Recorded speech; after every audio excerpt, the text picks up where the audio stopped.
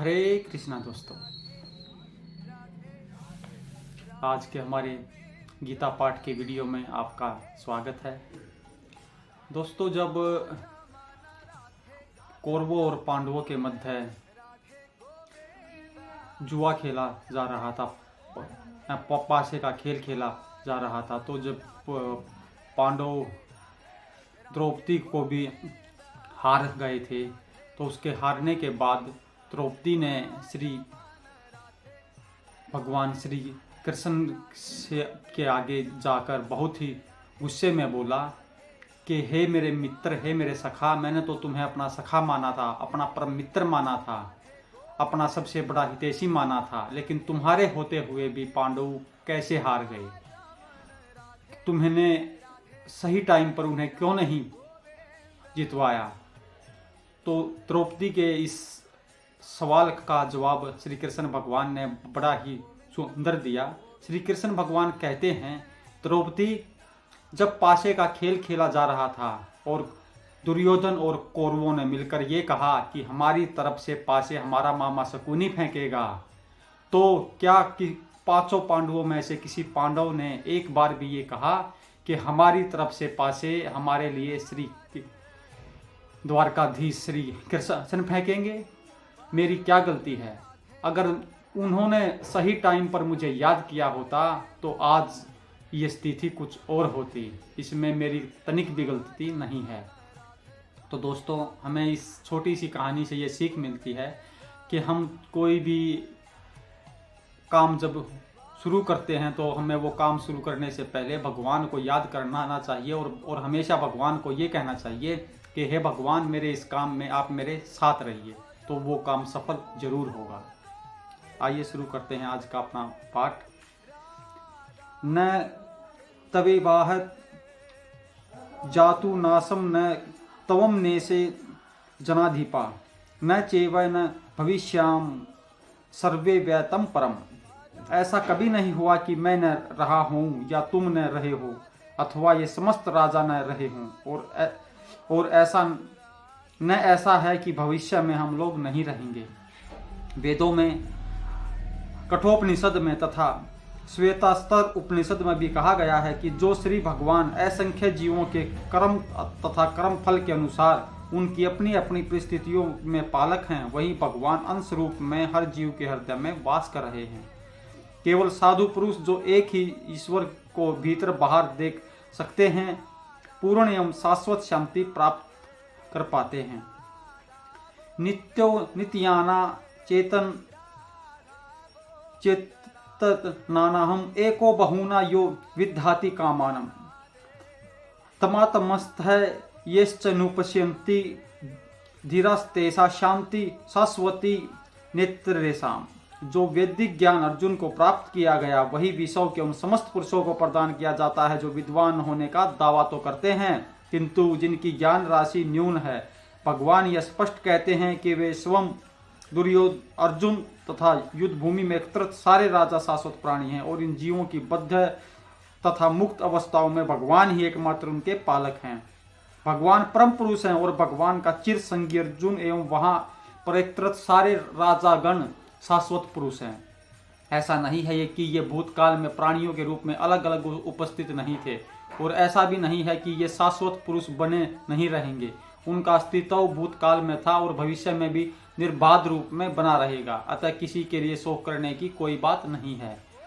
यह मायावादी सिद्धांत की मुक्ति के बाद आत्म माया के आवरण से पृथक होकर निराकार ब्रह्मा में लीन हो जाएगा और अपना अस्तित्व खो देगा। यहाँ पर परम अधिकारी भगवान कृष्ण द्वारा पुष्ट नहीं हो पाता, न ही इस सिद्धांत का समर्थन हो पाता है कि बद्ध अवस्था में हम अस्तित्व का चिंतन करते हैं। यहाँ पर कृष्ण स्पष्ट कहते हैं कि भगवान तथा अन्यों का अस्तित्व भविष्य में भी अक्षुण रहेगा, जिसकी पुष्टि उपनिषदों द्वारा भी होती है। श्री कृष्ण का यह कथन प्रमाणिक है, क्योंकि कृष्ण मायावश्य नहीं है। यदि अस्तित्व तथ्य न होता तो फिर श्री कृष्ण इतना बल क्यों देते, और वह भी भविष्य के लिए? मायावादी यह तर्क कर सकते हैं कि श्री कृष्ण द्वारा कथित अस्तित्व आध्यात्मिक न होकर भौतिक है। यदि हम इस तर्क को कि अस्तित्व भौतिक होता है अस्वीकार भी कर ले, तो फिर कोई कृष्ण के अस्तित्व को किस प्रकार पहचानेगा? कृष्ण भूतकाल में भी अपने अस्तित्व की पुष्टि करते हैं और भविष्य में भी अपने अस्तित्व की पुष्टि करते हैं। उन्होंने अपने अस्तित्व की पुष्टि कई प्रकार से की है और निराकार ब्रह्मा उनके अधीन घोषित किया जा चुका है। कृष्ण सदा सर्वदा अपना अस्तित्व बनाए रहे हैं। यदि उन्हें सामान्य चेतना वाले सामान्य व्यक्ति के रूप में माना जाता है तो प्रामाणिक शास्त्र के रूप में उनकी भगवत गीता की कोई महत्वता नहीं होगी। एक सामान्य व्यक्ति मनुष्यों के चारों गुणों के कारण श्रवण करने योग्य शिक्षा देने में असमर्थ रहता है। गीता ऐसे साहित्य से ऊपर है, कोई भी संसारी ग्रंथ गीता की तुलना नहीं कर सकता। श्री कृष्ण को सामान्य व्यक्ति मान लेने पर गीता की सारी महत्ता जाती रहती है। श्री कृष्ण को सामान्य व्यक्ति मान लेने पर गीता की सारी महत्ता जाती रहती है। मायावादियों का तर्क है कि इस श्लोक में वर्णित द्वैत लौकिक है और शरीर के लिए प्रयुक्त हुआ है, किंतु इससे पहले वाले श्लोक में ऐसी ध्यात्म बुद्धि की निंदा की गई है। एक बार जीवों की ध्यात्म बुद्धि की निंदा करने के बाद यह कैसे संभव है कि श्री कृष्ण पुनः शरीर पर उसी व्यक्तित्व को दोहराते। अतः यह अस्तित्व आध्यात्मिक आधार पर स्थापित है और इसकी पुष्टि रामानुजाचार्य तथा अन्य आचार्यों ने भी की है। गीता में कई स्थलों पर इसका उल्लेख है कि आध्यात्मिक अस्तित्व केवल भगवत भक्तों द्वारा ज्ञेय है। जो लोग भगवान कृष्ण का विरोध करते हैं उनकी इस महान साहित्य तक पहुंच नहीं हो पाती। अंध भक्तों द्वारा गीता के उपदेशों को समझने का प्रयास मधुमक्खी द्वारा मधु पात्र चाटने के सदृश है। पात्र को खोले बिना मधु को नहीं चखा जा सकता। इसी प्रकार भगवत गीता के रहस्यवाद को केवल भक्त ही समझ सकते हैं, अन्य कोई नहीं। जैसा कि इसके चतुर्थ अध्याय में कहा गया है, न ही गीता का स्पर्श ऐसे लोग कर पाते हैं जो भगवान के अस्तित्व का ही विरोध करते हैं। अतः मायावादियों द्वारा गीता की व्याख्या मानो समग्र सत्य का सरासर भ्रामक निरूपण है। भगवान चैतन्य ने मायावादियों द्वारा की गई गीता की व्याख्याओं को पढ़ने का निषेध किया है और चेतावनी दी है कि ऐसी कोई मायावादी दर्शन को ग्रहण करता वह गीता की वास्तविक रहस्य को समझ पाने में असमर्थ रहता है। यदि अस्तित्व का अभिप्राय अनुभव गम्य ब्रह्मांड से है तो भगवान द्वारा उपदेश देने की कोई आवश्यकता नहीं थी। आत्मा तथा परमात्मा का द्वैत शाश्वत तथ्य है और इसकी पुष्टि वेदों द्वारा होती है, जैसा कि ऊपर कहा जा चुका है। देहिनोश्च स्मिनथ्या देहे कुमार यौवन जरा तथा देहांतर प्राप्ति धीरस्तत्र न मुहारती। जिस प्रकार शरीरधारी आत्मा इस शरीर में बाल्यावस्था से तरुण अवस्था में और फिर वृद्धावस्था में निरंतर अग्रसर होता रहता है, उसी प्रकार मृत्यु होने पर आत्मा दूसरे शरीर में चला जाता है। धीर व्यक्ति ऐसे परिवर्तन के मोह को प्राप्त नहीं होता। प्रत्येक जीव एक व्यष्टि आत्मा है। वह प्रत्येक क्षण अपना शरीर बदलता रहता है, कभी बालक के रूप में, कभी युवा तथा कभी वृद्ध पुरुष के रूप में। तो भी वही आत्मा वही रहता है, उसमें कोई परिवर्तन नहीं होता। वह व्यक्ति आत्मा मृत्यु होने पर अंततोगत्वा एक शरीर बदलकर दूसरे शरीर में देहांतर कर जाता है और चूंकि अगले जन्म में इसको शरीर मिलना असंभव है, चाहे वह शरीर आध्यात्मिक हो या भौतिक। अतः अर्जुन के लिए न तो भीष्म न ही द्रोण के लिए शोक होने का कोई कारण था, अपितु उसे प्रसन्न होना चाहिए था कि वे अपने पुराने शरीरों को बदलकर नए शरीर ग्रहण करेंगे और इस प्रकार वे नई शक्ति प्राप्त करेंगे। ऐसे शरीर परिवर्तन से जीवन में किए गए कर्म के अनुसार नाना प्रकार के सुखोभोग या कष्टों का लेखा हो जाता है। चूंकि भीष्म व द्रोण साधु पुरुष थे, इसलिए अगले जन्म में उन्हें आध्यात्मिक शरीर प्राप्त होंगे, नहीं तो कम से कम उन्हें स्वर्ग में भोग करने के अनुरूप शरीर तो प्राप्त होंगे ही। अतः दोनों ही दशाओं में शोक का कोई कारण नहीं था। जिस मनुष्य को व्यष्टि आत्मा, परमात्मा तथा भौतिक तथा आध्यात्मिक प्रकृति का पूर्ण ज्ञान होता है वह धीर कहलाता है। ऐसा मनुष्य कभी भी शरीर परिवर्तन द्वारा ठगा नहीं जाता। आत्मा के एकात्मवाद का मायावादी सिद्धांत मान्य नहीं हो सकता, क्योंकि आत्मा के इस प्रकार विखंडन से परमेश्वर विखंडनीय या परिवर्तनशील हो जाएगा, जो परमात्मा के अपरिवर्तनीय होने के सिद्धांत के विरुद्ध होगा। गीता में पुष्टि हुई है कि परमात्मा के खंडों का शाश्वत सनातन अस्तित्व है, जिन्हें अक्षर कहा जाता है, अर्थात उनमें भौतिक प्रकृति में गिरने की प्रवृत्ति होती है। ये भिन्न अंश नित्य भिन्न रहते हैं, यहाँ तक कि मुक्ति के बाद भी व्यक्ति आत्मा जैसा का तैसा भिन्न अंश बना रहता है, किंतु एक बार मुक्त होने पर वह श्री भगवान के साथ सच्चिदानंद रूप में रहता है। परमात्मा पर प्रतिबिंबवाद का सिद्धांत व्यवर्त किया जा सकता है, जो प्रत्येक शरीर में विद्यमान रहता है। वह व्यक्ति जीवों से भिन्न होता है। जब आकाश का प्रतिबिंब जल में पड़ता है तो प्रतिबिंब में सूर्य, चंद्र तथा तारे सभी कुछ रहते हैं। तारों की तुलना जीवों से तथा सूर्य या चंद्र की परमेश्वर से की जा सकती है। व्यक्ति अंश आत्मा को अर्जुन के रूप में और परमात्मा को श्री भगवान के रूप में प्रदर्शित किया जाता है। जैसा कि चतुर्थ अध्याय के प्रारंभ में स्पष्ट है, वे एक ही स्तर पर नहीं होते। यदि अर्जुन कृष्ण के समान स्तर पर हो और कृष्ण अर्जुन से श्रेष्ठतर न हो तो उसमें उपनिषद तथा उपदिष्ट का संबंध अर्थहीन होगा।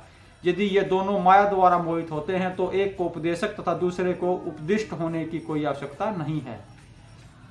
ऐसा उपदेश व्यर्थ होगा, क्योंकि माया के चंगुल में रहकर कोई भी प्रमाणिक उपदेशक नहीं बन सकता। ऐसी परिस्थितियों में यह मान लिया जाता है कि भगवान श्री कृष्ण परमेश्वर हैं, जो पद में माया द्वारा विस्मृत अर्जुन रूपी जीव से श्रेष्ठ हैं। मात्रा स्पर्शातु कौन्तेये शीतोष्ण सुखदुम खदा आगमापायिनोश्च नित्यास्तान्तिस्ति अक्स्वः भारत।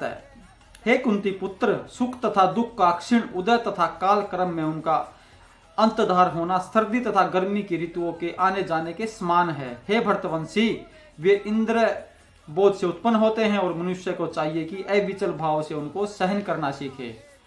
कर्तव्य निर्वाह करते हुए मनुष्य को सुख तथा दुख के क्षीण आने जाने को सहन करने का अभ्यास करना चाहिए। वैदिक आदेश अनुसार मनुष्य को माघ, जनवरी, फरवरी के मास में भी प्रातःकाल स्नान करना चाहिए। उस समय अत्यधिक ठंड पड़ती है, किंतु जो धार्मिक नियमों का पालन करने वाला है वह स्नान करने में तनिक भी झिझकता नहीं। इस प्रकार एक गृहिणी भीषण से भीषण गर्मी की ऋतु में मई जून के महीनों में भोजन पकाने में हिचकती नहीं। जलवायु संबंधी असुविधाएं होते हुए भी मनुष्य को अपना कर्तव्य निभाना होता है। इसी प्रकार युद्ध करना क्षत्रिय का धर्म है, अतः उसे किसी मित्र या परिजन से भी युद्ध करना पड़े तो उसे अपने धर्म से विचलित नहीं होना चाहिए। मनुष्य को ज्ञान प्राप्त करने के लिए धर्म के विधि विधान पालन करने होते हैं, क्योंकि ज्ञान तथा भक्ति से ही मनुष्य अपने आप को माया के बंधन से छुड़ा सकता है। अर्जुन को जिन दो नामों से संबोधित किया गया है वे भी महत्वपूर्ण हैं। कौन्तेय कहकर संबोधित करने से यह प्रकट होता है कि वह अपनी माता की ओर मातृकुल से संबंधित है, और भारत कहने से उसके पिता की ओर पितृकुल से संबंध प्रकट होता है। दोनों ओर से उसको महान विरासत प्राप्त है। महान विरासत प्राप्त होने के फलस्वरूप कर्तव्य निर्वाह का उत्तरदायित्व आ पड़ता है, अतः अर्जुन युद्ध से विमुख नहीं हो सकता। दोस्तों, आज का गीता पाठ इतना ही। कल फिर मिलते हैं आपसे अगले वीडियो में अपना गीता पाठ को लेकर। तब तक आप भी महामंत्र का जप कीजिए। हरे कृष्ण कृष्ण कृष्ण हरे हरे, हरे राम राम राम हरे हरे। श्री हरि की कृपा आप सब पर बनी रहे। हरे कृष्णा।